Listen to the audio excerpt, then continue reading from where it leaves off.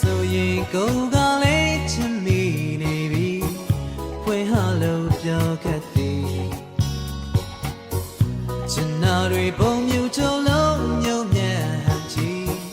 မင်းကြီးကိုသိသည်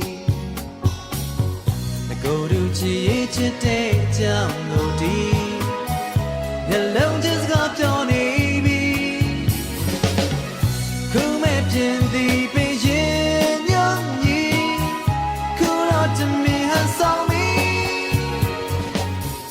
ဘယ်လိုပုံစံချင်နေညို့နဲ့တွေ့ကြုံပြီးတဲ့လုံးငါထိလာပြီဘန်သူ